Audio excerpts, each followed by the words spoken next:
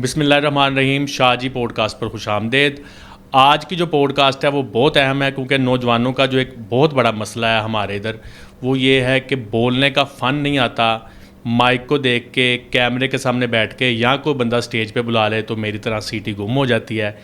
بندہ بھول جاتا ہے کہ مجھے کیا بات کرنی چاہیے, کیا میں بات کرتا ہوا احمق تو نہیں لگوں گا. یہی ڈر, یہی احساس کمتری جو ہے وہ نوجوانوں کو آگے بڑھنے نہیں دیتا. اور یہ مسئلہ کیوں ہے, یہ اس متعلق جو ہے نا ٹپس جاننے کے لیے آج میرے ساتھ موجود ہیں جناب اشفاق ظاہر قادری صاحب, جو کہ ننکانہ صاحب میں ایک ادبی شخصیت ہیں, ٹی وی ہوسٹ ہیں, مذہبی اسکالر ہیں, نقیب محفل یعنی کہ کمپیئر ہیں اور بڑے جوشیلے کمپیئر ہیں. اور آج ان سے جانیں گے راز کی باتیں کہ بھی یہ ہمیں بتائیں کہ آخرکار ہمارے ساتھ یہ مسئلہ کیسے ہوتا ہے اور آپ ماشاءاللہ سے اتنی نوجوانی میں, اتنی کم ایج میں آپ اس لیول پہ, اس گفتگو کے لیول پہ کیسے پہنچے. بسم اللہ الرحمن الرحیم. شاہ جی, سب سے پہلے تو آپ کو بہت زیادہ مبارکباد, اور یہ جو آپ خوبصورت سفر کے راہی بنے ہیں اس پر میں آپ کو بڑا اپریشیٹ بھی کروں گا, مبارکباد بھی پیش کرتے ہیں, اور یقیناً آپ کا یہ عمل جو ہے یہ قابل ستائش ہے. تو شاہ صاحب, جیسے آپ نے آغاز میں بات کی کہ نوجوان بولتے ہوئے, کیمرے کا سامنا کرتے ہوئے, مائک پہ آتے ہوئے ہچکچاہٹ کا شکار ہوتے ہیں یا کسی پریشانی کا شکار ہوتے ہیں, یا ان کے ذہن میں یہ خیال آتا ہے کہ شاید میں گفتگو کر سکوں یا نہ کر سکوں, یا میں گفتگو کروں گا تو کیسا لگوں گا. یہ واقعتاً ایک بہت بڑا مسئلہ ہے. تو اس کو سلجھانے کے لیے یہ ایک پورا ٹریننگ کا عمل ہے, اور یہ باقاعدہ طور پر سیکھنے والا کام ہے.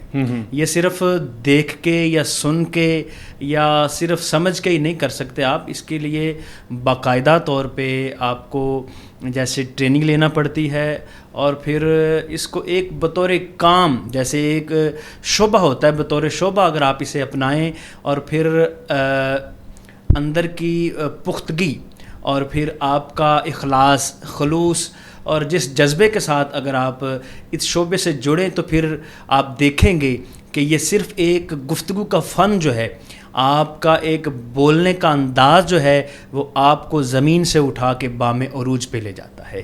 یہ گفتگو ایک ایسا کمال فن ہے, بلکہ یہ تو ایسا فن ہے کہ اللہ کے نبی نے دعا کی, ربی شرح لی صدری ویسر لی امری واحلل عقدۃ من لسانی یفقہوا قولی. یہ دعائیں اللہ کے نبی کرتے رہے کہ یا اللہ ہماری زبان کے گرے کھول دے تاکہ میری بات لوگوں تک پہنچ سکے اور میری بات میں اثر پیدا ہو سکے. یہ تو ایسا گفتگو ایک ایسا کمال فن ہے, اور میں یہ سمجھتا ہوں کہ آپ کا جو یہ پلیٹ فارم ہے یہ بھی نوجوانوں کے لیے ایک بہت بڑی موٹیویشن کا ذریعہ بھی بن سکتا ہے. تو یقیناً آپ اس میں دن بدن بہتری بھی آ رہی ہے, اور آپ اس کام کو انشاءاللہ مزید بڑھائیں گے بھی. شاہ صاحب بہت شکریہ آپ کا. اور میں آپ کو بتاتا چلوں کہ مذہبی اسکالر تو ہیں, لیکن تھوڑا سا میں ان کا تعارف جو ہے نا وہ مزید کروا دوں کہ اس کے علاوہ یہ جو دنیاوی کام ہے نا اس میں بھی ماشاءاللہ ایکسپرٹ ہے. بڑے اچھے گرافکس ڈیزائنر ہیں, ویڈیو ایڈیٹر ہیں پروفیشنل, اور بھی تھوڑا سا بتا دیں, آپ پوڈ کاسٹ بھی بڑی اعلیٰ کرتے ہیں, تو تھوڑا سا آپ خود بتا دیں. شاہ صاحب یہ تو آج آپ میرے کئی راز ہیں. راز اس لیے کہ میں مطلب آپ کو پتہ ہے کہ پروفیشنل ڈیزائنر ہوں, اور پھر اس شعبے سے میں باقاعدہ طور پہ وابستہ ہوں, پھر میرے مطلب بزنس بھی ہے. تو لیکن میں اس کو اوپن نہیں کرتا, یہ صرف جہاں تک بزنس کی حد تک ہے, جو ریلیٹڈ لوگ ہیں وہی جانتے ہیں, باقی عام میں اس کو پبلک نہیں کرتا. الحمدللہ میں گرافک ڈیزائننگ کا کام جانتا بھی ہوں, بلکہ اللہ کا شکر ہے بہت اچھے لیول پر ہم کرتے ہیں, اور پھر ایڈیٹنگ کا, اور پھر ایک دو اور بھی الحمدللہ بزنس ہیں. پھر آپ کو پتہ ہے ٹریول اینڈ ٹورز کا بھی میرا شوق بھی ہے, اور الحمدللہ بہت سے لوگ جو ہیں وہ زائر مدینہ بنتے ہیں, جو ہمارا ادارہ ہے زائر مدینہ ٹریول, اس کی جانب سے. تو یہ اللہ کا فضل ہے کہ اس شعبے کے ساتھ ساتھ نقابت بھی اور پھر دین کی خدمت کا جذبہ بھی اللہ نے عطا کیا ہے. کوشش یہ کرتے ہیں کہ دین کے ساتھ ساتھ جو ہے وہ دنیاوی معاملات بھی جو ہیں ان کو ہم لے کے چلیں, اور اپنے دینی معاملات کو کبھی بھی ایک کاروباری حیثیت سے نہ دیکھا جائے, بلکہ کاروبار ایک الگ ہو, دین جو ہے اس کو ہم ایمانی جذبے کے ساتھ, روحانی جذبے کے ساتھ آگے بڑھائیں تو پھر اس کی بڑی برکات ہیں. شاہ صاحب یہ دین اور دنیا دونوں بنا دیتی ہے دین کی خدمت. ماشاءاللہ جی. آپ نے دیکھا گفتگو کا فن کیسا ہے کہ میرا خیال ہے کہ یہ مسلسل ابھی 2-3 گھنٹے کسی ایک ٹاپک پہ بات کر سکتے ہیں, تو یہ ہمیں کیوں نہیں یہی راز کی باتیں ان سے جاننی ہیں. لیکن اس سے پہلے میں آپ سے پوچھنا چاہوں گا, ذرا بتائیں آپ کی ایج کتنی ہے؟ شاہ صاحب میری ایج 35 بہت ینگ ایج ہے, اور یہاں تک پہنچنے میں آپ نے سفر تو کیا ہوگا. جی بالکل. ٹھیک ہے, تو تھوڑی سی آپ نا شروعاتی ڈیٹیل بتائیں, آپ نے ابتدا کیسے کی, اور پہلے اپنی تعلیم کے متعلق بتا دیں. شاہ صاحب تعلیم جو ہے اس کا آغاز یوں کہہ لیں کہ جب بچپن میں کوئی 3-4 سال کی عمر میں پہلی دفعہ جب اپنے والد گرامی قدر مدظ اللہ العالی, اللہ پاک ان کا سایہ سلامت رکھے, صحت و سلامتی عطا فرمائے, جب پہلی دفعہ ان کے ہاتھ سے میں نے نورانی قاعدہ پڑھا, الف با پڑھا, تو میں یہ سمجھتا ہوں کہ یہ میرا علمی سفر اسی دن سے ہی اس کا آغاز ہو گیا تھا. اور پھر آگے چلتے چلتے اسکول کی تعلیم جو ہے وہ گریجویشن تک میں نے کی الحمدللہ, اور پھر درس نظامی کا بھی الحمدللہ میں اسٹوڈنٹ ہوں, میرا 5واں سال شاہ صاحب چل رہا ہے. درس نظامی جو عالم کورس ہوتا ہے, تو اور ابھی تک آپ پڑھ رہے ہیں؟ ہاں میرا جاری ہے جی الحمدللہ جاری ہے. ویسے بھی شاہ صاحب یہ جاری اس لیے, یہ سفر کبھی ختم نہیں ہو سکتا. فرمان ہے کہ گود سے لے کے گور تک علم حاصل کرو, تو بندہ ہمیشہ طالب علم رہتا ہے. عموماً یہ ہوتا ہے ہمارے لوگ سوچتے ہیں کہ یار اب شاید میرا کوئی کام کرنے کا یا ہنر سیکھنے کا یا کوئی بھی کام اس کو لے کے چلنے کی عمر اب میری نہیں رہی, یا میں اب سیکھوں گا یا پڑھوں گا تو میں کیسا لگوں گا. میں نے جب درس نظامی کا آغاز کیا ننکانہ صاحب میں, تو بہت سے نوجوان جو تھے میرے مطلب بچوں کی طرح تھے, چھوٹے بھائیوں کی طرح, تو بہت سے لوگوں کے لیے یہ موٹیویشن بھی تھی کہ یار اگر اس عمر میں پڑھا جا سکتا ہے تو ہماری تو ابھی بالکل ایج ہے. تو اس کا بڑا فائدہ ہوا, بہت سے لوگ جو ہیں نوجوان وہ دین کی تعلیم کی طرف آئے. تو میں یہ سمجھتا ہوں کہ سیکھنے کا عمل اس کو رکنے نہیں دینا چاہیے. یہی بندے کی معراج ہے, اور یہی بندے کو اس مقام تک لے جاتا ہے جس کی جستجو ہر انسان کو ہوتی ہے. 2 چیزیں سامنے آ گئی جی. ایک تو امید کی کرن یہ ہے کہ دیکھیں جو بندے سوچتے ہیں نا کہ یار اس ایج میں کیا پڑھوں گا, میری گفتگو بہتر نہیں ہو سکتی, ایک تو وہ غلط ہے. آپ عمر کے کسی بھی حصے میں طالب علم بن سکتے ہیں, سیکھ سکتے ہیں. اور دوسری بات یہ غلط ہو گئی کہ جو ایک عام مت پائی جاتی ہے نا کہ اگر آپ لوگ دینی تعلیم لیتے ہیں تو دنیاوی چیزوں میں پیچھے رہ جاتے ہیں, لیکن ماشاءاللہ سے دیکھیں وہ کیسے بیلنس کر کے چل رہی ہے. شاہ صاحب آپ نے بڑی خوبصورت بات کی ہے, اور جو آپ نکات اٹھا رہے ہیں نا, یقین جانیں کہ یہ ہمارے معاشرے کی دکھتی ہوئی رگ ہے, اور اس کی ہمارے معاشرے کو بہت زیادہ ضرورت ہے. شاہ صاحب جو بات آپ نے کی ہے دین اور دنیاوی علوم کی, ایک بزرگ کا قول ہے کہ جو دنیاوی علوم ہیں یہ کفایہ علوم ہیں, اور جو دینی علوم ہیں یہ فرضیہ علوم ہیں, یہ فرض عین ہے.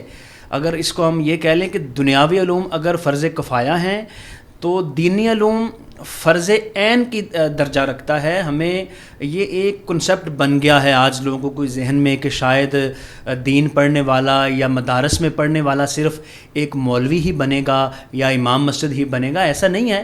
ہماری تاریخ اٹھا کے دیکھ لیں, صحابہ کبار جو تھے وہ دین کے طالب علم بھی تھے, دین کو پھیلانے والے بھی, مبلغ بھی تھے, اور ساتھ ساتھ انجینئر بھی تھے.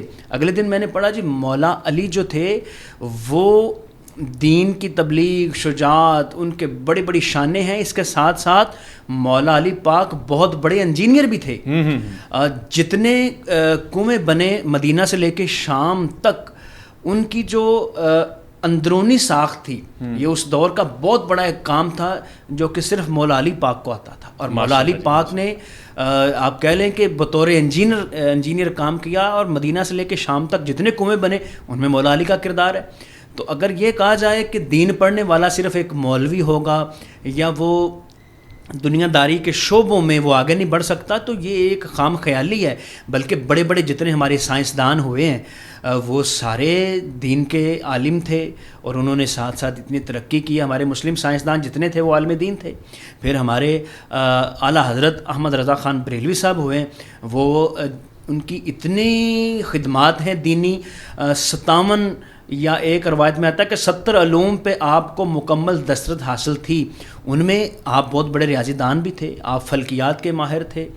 تو یہ بات بالکل ٹھیک نہیں کہ دین کے ساتھ جڑ جائیں تو پھر آپ ترقی نہیں کر سکتے، بلکہ ترقی ملتی ہی تب ہے جب آپ دین کے ساتھ جڑ جاتے ہیں. بے شک.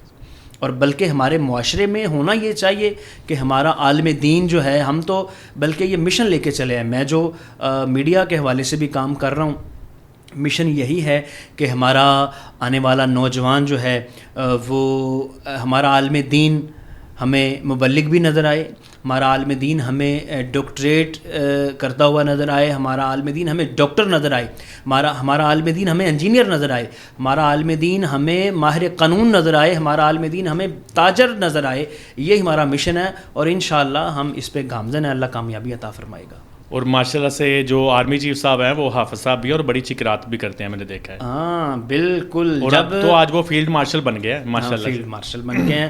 یہ ایک بہت بڑا اعزاز بھی ہے پاکستان کے لیے. یہ پہلے باقاعدہ طور پر جو فیلڈ مارشل بنے ہیں جن کو حکومت وقت کی طرف سے بنایا گیا اور عوام کی جن کے ساتھ ہمدردیاں بھی، محبت بھی شامل ہے. یہ تاریخ پاکستان میں پہلی شخصیت ہے. اس سے پہلے فیلڈ مارشل جو ہیں ایوب خان صاحب رہے ہیں، لیکن وہ ان کو چنا نہیں گیا تھا یا بنایا نہیں گیا تھا، وہ اختیار استعمال کر کے بنے تھے. ظاہر ہے وزیر دفاع بھی خود ہی تھے، صدر بھی خود ہی تھے. بس وہ ایک ماضی ہے اپنے آپ کو ہی بس چلو ہے ہمارا. تو شاہ صاحب جو بات آپ نے اتھینٹک فیلڈ مارشل پہلے یہی ہیں. شاہ صاحب جو بات آپ نے کی کہ ہمارے آرمی چیف صاحب جو ہیں جس دن یہ بنے ہیں نا، تو میں نے اپنی وال پہ ایک پوسٹ لگائی کہ یار آج وہ نظریہ جو ہے وہ یقیناً کامیاب ہو گیا، اور وہ ایک نظریہ کامیاب ہو گیا اور ایک نظریہ جو ہے وہ دفن ہو گیا. کہ جو بات ہم پہلے کر رہے تھے کہ دین کے ساتھ جڑنے والا بندہ جو ہے وہ ترقی نہیں کر سکتا. حافظ صاحب جو ہیں ہمارے آرمی چیف جو ہیں، ہمارا فخر ہیں، وہ حافظ قرآن ہیں. انہوں نے چٹائیوں پہ پڑھ کے ہی قرآن پاک کی تعلیم حاصل کی ہے. اور پھر دیکھ لیں پاکستان ہی نہیں بلکہ عالم اسلام کا سب سے طاقتور جو شخص ہے وہ دینی ہے اور مذہبی ہے. اور یہ بھی ایک مت پائی جاتی تھی، سنتے تھے کہ بھئی جو حافظ قرآن ہوتے ہیں نا ان کو پاکستان میں اوپر والے عہدوں پہ نہیں جانے دیا جاتا، لیکن یہ بات بھی غلط ثابت ہو گئی. بالکل ایسا ہی ہے. بلکہ یہ میرا خیال ہے کہ ہمارے جتنے بھی محکمہ جات ہیں بالخصوص آرمی میں حافظ قرآن کے اضافی نمبر ہوتے ہیں اور بڑی قدر کی نگاہ سے دیکھا جاتا ہے. اچھا اشفاق بھائی، اب آپ بتائیں کہ یہ جو نقابت ہے کمپیئرنگ، جی بالکل، اس کا شوق آپ کو کیسے پیدا ہوا اور آغاز کیسے ہوا؟ شاہ صاحب یہ بھی سوال آپ کا بڑا دلچسپ ہے. میں بنیادی طور پہ نقیب نہیں تھا، یا میں نے کبھی سوچا نہیں تھا کہ میں نقیب بنوں گا، یا کمپیئر جسے کہتے ہیں یا ہوسٹنگ کہہ رہے ہیں جو بھی. مجھے زمانہ طالب علمی سے ہی نعت شریف کا شوق تھا ماشاءاللہ. اور اسکول لیول پہ ہی ہمارا ایک پروگرام تھا. میٹرک میں ہم تھے یا شاید 9th میں تھے، تو 9th یا 10th کی بات ہے. ہمارا اسکول لیول کا ایک پروگرام تھا، ہم اس میں شامل ہونے کے لیے گئے تو وہاں پہ کمپیئر کوئی نہیں تھا، دعوت دینے والا کوئی نہیں تھا. تو جو دے رہا تھا وہ مطلب نا پروگرام خراب کرنے والی بات. تو مجھے مطلب تھوڑی بہت ہو نو تھی اس کی، پتہ تھا کہ یہ کس طرح ہوتی ہے.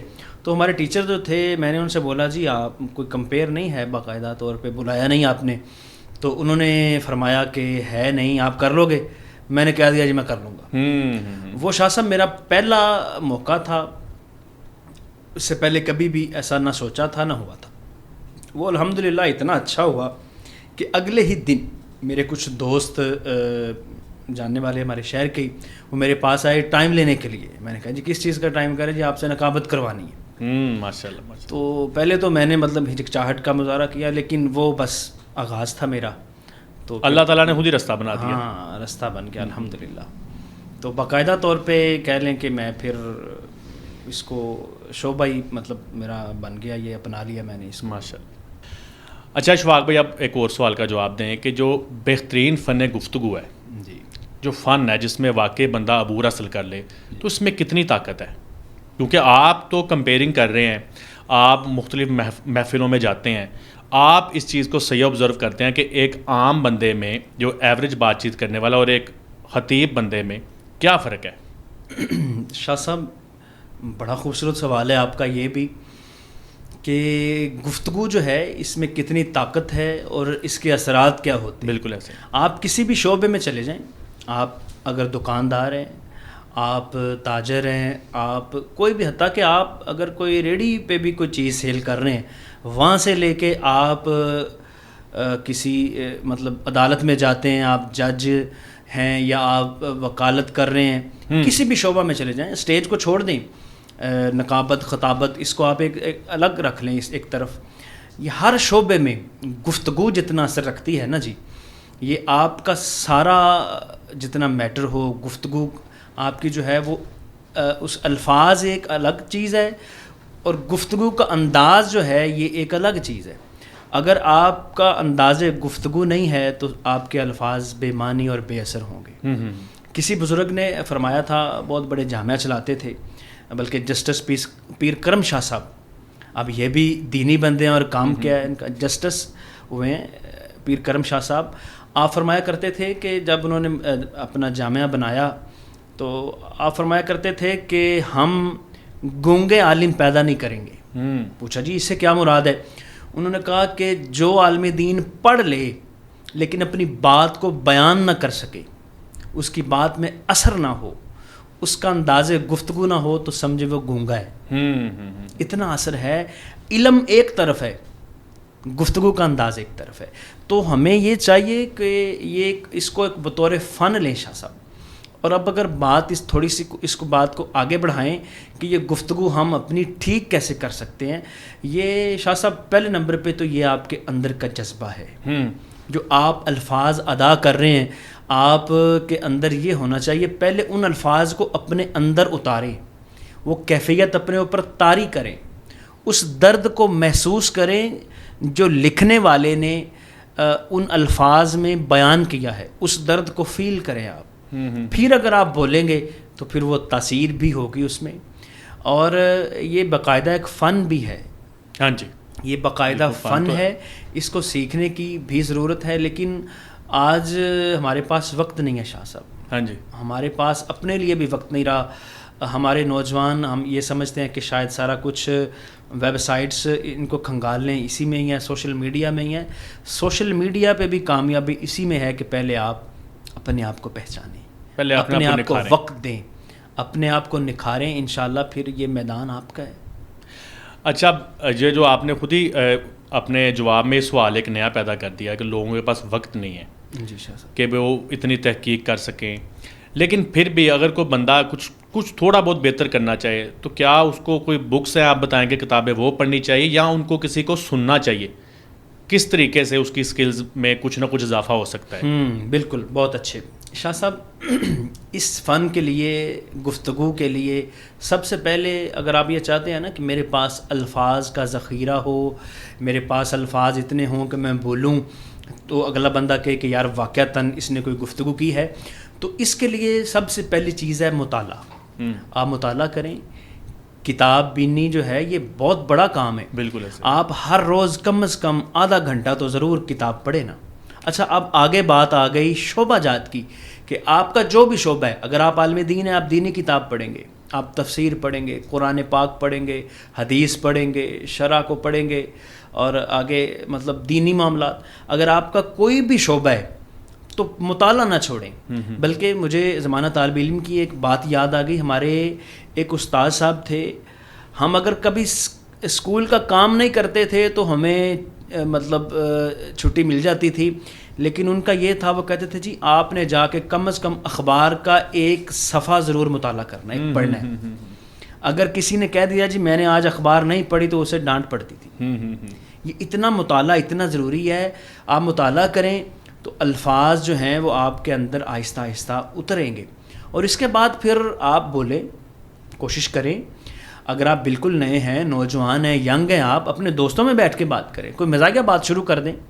ضروری نہیں کہ آپ شروع میں سنجیدہ گفتگو لے کے ہی آپ یا ایسی کوئی گفتگو کریں کہ جس سے اگلا بندہ متاثر ہو. آپ شروع میں یہ سیکھنے کے مراحل میں جب آپ گزرتے ہیں، آپ اپنے دوستوں کو اکٹھا کریں، کوئی مزاحیہ بات شروع کر دیں تاکہ آپ کے اندر کانفیڈنس پیدا ہو، اعتماد پیدا ہو، تو بڑا اثر پڑتا ہے.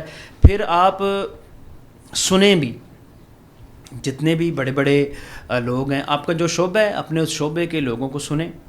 ٹھیک ہے. اگر آپ میں دوستوں کے درمیان بیٹھ کے بھی بات کرنے کا حوصلہ نہیں ہے یا اعتماد نہیں ہے تو پھر آپ اکیلے میں اپنے کمرے میں آئینے کے سامنے کھڑے ہو کے گفتگو شروع کریں.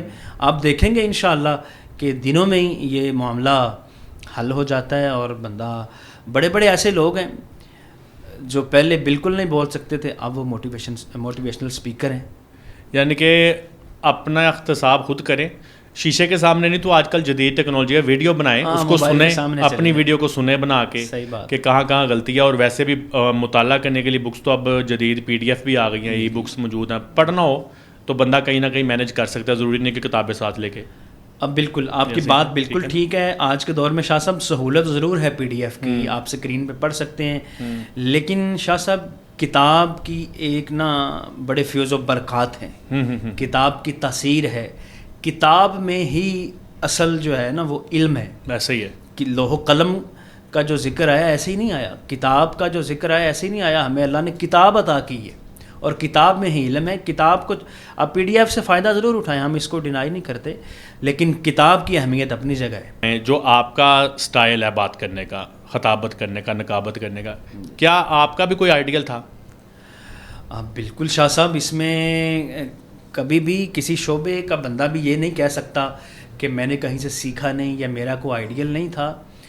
اگر شعبہ نقابت کی بات کی جائے تو نقابت کے استاذ ہوئے ہیں, بلکہ جدید نقابت کے موجد بھی جنہیں کہا جاتا ہے, وہ بھی بہت بڑے ادیب تھے, بہت بڑے صحافی تھے. نام شاید آپ نے سنا ہو الحاج اختر صدیدی صاحب رحمۃ اللہ تعالی علیہ, وہ بہت بڑی شخصیت تھے, بہت بڑے ادیب تھے, بہت بڑے شاعر تھے, مصنف تھے, صحافی تھے. تو ان کو میں نے مطلب بچپن میں سنا, سامنے تو نہیں, میں نے ان کی ریکارڈنگ سنی, تو میں ان کو اپنا آئیڈیل بھی سمجھتا ہوں اور ان سے میں نے بہت کچھ سیکھا بھی ہے. یعنی کہ انسپائرڈ ہیں آپ ان سے؟ بالکل بالکل. اچھا جی, ایک اور بڑا اہم سوال ہے, جو ہمارے ہاں نظام تعلیم رائج ہے, کیا اس میں بھی حکومت کو کوئی ایسی تبدیلی کرنی چاہیے جس کے اثرات نکلیں؟ شاہ صاحب بڑا گہرا سوال ہے آپ کا. اس کے دو پہلو بنیں گے سوال کے. پہلے نمبر پہ تو آپ کا سوال ہے کہ حکومتی لیول پہ اس نظام میں تبدیلی کی کیا مطلب گنجائش ہے یا کیا اصلاحات اس میں ہو سکتی ہیں. یہ تو اس میں تو بہت لمبی بحث بھی ہو سکتی ہے, اس پہ گفتگو کلام بھی کیا جا سکتا ہے. اس میں ماہر تعلیم جو ہیں وہ بڑا کچھ بیان کرتے ہیں, میں بھی پروگرام اس پہ کر چکا ہوں کہ ہمارے پہلے نمبر پہ تو یکساں نظام تعلیم کی ہمیں ضرورت ہے. شاہ صاحب سیکنڈلی جو ہمارے نظام تعلیم میں بگاڑ کی بڑی وجہ ہے, یہ ہمارے سکولز اور ہماری یونیورسٹیاں جو ہیں یہ شاہ صاحب نمبرز دینے کی فیکٹریاں بن چکی ہیں. جی جی. اور نمبرز کی دوڑ میں ہی ہمارے طالب علم جو ہیں وہ لگ چکے ہیں. ہمارے طالب علم کی یا ہمارے ادارے کی یا ہمارے استاد کی آج کے دور کی یہ کبھی بہت خال خال نظر آتی ہے, ختم تو نہیں ہو سکتی یہ چیز. تربیت مقصد نہیں رہ گیا شاہ صاحب, صرف نمبر اور ڈگری.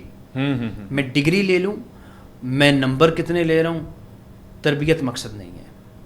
یہ بھی تعلیم نہیں دی جا رہی کہ میں تعلیم حاصل کر کے معاشرے میں کیا میں کرنا, میں نے کیا ہے. صرف یہ دوڑ ہے کہ میں نمبر لوں, کامیاب ہوں اور میں اپنی دھاک بٹھاؤں, اپنے شعبے میں میں ایسے کر لوں. جب تربیت کا فقدان ہوگا, جب مقصد حیات نہیں بتایا جائے گا بچے کو شاہ صاحب, تو پھر جو آج ہمارے معاشرے میں کسی بھی آفیسر کی سیٹ پہ بیٹھا اگر آپ کو نظر آتا ہے کہ یار اس میں انسانیت کم ہے, تو ہمارے نظام تعلیم کا ہی یہ اصل نقص ہے. اگر ہمارے سکول میں, ہمارے اداروں میں ہمارے استاد اگر تربیت پہ فوکس کریں, تعلیم جو ہے یہ اصل میں تعلیم اور چیز ہے, ڈگری اور چیز ہے. اب تعلیم نہیں رہی شاہ صاحب, اب مقصد تربیت نہیں رہا, مقصد خدمت نہیں رہا, یہ بگاڑ ہے. اگر ایک تو یکساں نظام تعلیم, سیکنڈ تربیت پہ اگر فوکس کیا جائے تو پھر نفع بخش علم جو ہے وہ انشاءاللہ جب حاصل ہوگا تو معاشرہ دیکھنے میں دنوں میں ترقی کرے گا انشاءاللہ. میرا کنسرن یہ ہے کہ دو چیزیں ہیں. ایک تو ہماری قومی لینگویج ہے اردو. بالکل صحیح ہے. ہمارے نظام تعلیم سے زیادہ تر جو بچے مستفید ہو رہے ہیں وہ انگلش بہت اچھی بول لیتے ہیں, اردو میں پیچھے ہے. دوسری بات اس میں دینی آ جاتی ہے. ہماری دینی لینگویج ہے عربک, قرآن مجید فرقان حمید عربک میں ہے. بالکل. ہمیں نہیں آتی, ہمیں پڑھائی نہیں گئی. اگر ہمیں عربک آتی ہو تو ہمیں قرآن مجید کو سمجھنے میں آسانی نہیں ہو جائے گی. اب جو ہم نے رٹا لگایا ہوتا ہے قرآن مجید کی صورتوں کا, اصل میں تو ہمیں ان کا ترجمہ زیادہ تر لوگوں کو تو نہیں آتا نا, آپ کے جیسے تو سب لوگ نہیں ہیں. تو یہ بھی تو کوئی تبدیلی ان کو کرنی چاہیے. میں تو شروع سے کہتا ہوں کہ بچوں کو عربک باقاعدہ آنی چاہیے, انگلش سے زیادہ عربک ان کو آنی چاہیے, تاکہ ان کو پتہ چلے کہ جو ہم قرآن مجید پڑھتے ہیں وہ ان کو پتہ چلے اس میں کیا فرمایا کیا گیا ہے. تو یہ بہت بڑا نقصان ہے ہمارے پاکستان میں. شاہ صاحب آپ بڑی تیاری کے ساتھ آ جائیں ہیں آپ نے, اور یہ جو سوال رکھا ہے یہ بھی ہمارا بہت بڑا مسئلہ بھی ہے, اس کی ضرورت بھی ہے, اس کی بڑی اہمیت بھی ہے. دیکھیں سب سے بڑا ادب جو ہے جسے لٹریچر کہا جاتا ہے یہ عربی زبان ہے. بالکل ایسا ہی ہے. عربی صرف آج ہمارے نوجوان نے یہ سمجھ لیا ہے کہ میں اگر انگلش بولوں گا یا انگلش پڑھوں گا تو شاید اسی میں ہی فیوچر میرا جو ہے وہ سیکیور ہوگا یا میرا مستقبل بہتر ہو سکتا ہے. یا پھر اس کے بعد سیکنڈ آپشن یہ آ جاتا ہے کہ چلیں جی اردو بھی ایک لٹریچر ہے, ادب ہے, اس کو بھی پڑھیں تو چلیں فیوچر میں کوئی کام آئے گا. عربی ہم یہ سمجھتے ہیں کہ شاید یہ ہماری دینی زبان ہے, صرف ہم دین اس میں پڑھیں گے, اس میں ہمارا مستقبل نہیں ہے. جبکہ یہ بات بالکل کنسیپٹ جو ہے وہ الٹ ہے. اگر آپ شاہ صاحب عربی سیکھتے ہیں, عربی ایک انٹرنیشنل لینگویج ہے, اور پھر عربی زبان جو ہے شاہ صاحب یہ آفاقی زبان ہے, اور یہ اللہ تعالیٰ کی طرف سے ہمیں عطا ہوئی ہے. اس میں خیر ہی خیر ہے, اور جتنا مستقبل اس میں بنتا ہے عربی سیکھنے سے, وہ میرا نہیں خیال کہ کسی بھی ادب کو آپ سیکھیں, لٹریچر کو, زبان کو آپ سیکھیں. عربی اتنی وسیع زبان ہے کہ اس کو ایک نشست میں بیان بھی نہیں کیا جا سکتا. بالکل ایسے ہی. تو عربی سیکھنے سے آپ دیکھیں گے اگر کوئی بندہ عربی دان ہے, ہمارے علاقہ میں بھی, ہمارے پاکستان میں بھی جو عربی دان ہیں وہ کہاں پہ ہیں, بڑی ترقی انہوں نے کی ہے. اور پھر عربی سیکھ کے اگر آپ عربی سیکھتے ہیں تو صحیح آپ کو دین کی تعلیم کا اور جو دینی افکار ہیں, دینی جتنے بھی احکامات ہیں, آپ ان کو صحیح معنوں میں سمجھیں گے. جب سمجھیں گے تو پھر یہ جو 6 فٹ کا جسم ہے اس پہ ہی آپ نافذ کریں گے. اگر دینی اقدار اس جسم پہ نافذ ہو گئیں تو پھر معاشرہ جو ہے وہ بدل جاتا ہے. شاہ صاحب اس میں عربی سیکھنا بہت بڑا ضروری ہے, اور اس میں ہمارے جو نصاب ہے, ہمارے ادارے ہیں, ہمارے اسکولز ہیں, ان کا بھی بڑا اس میں قصوروار ہم کہیں گے.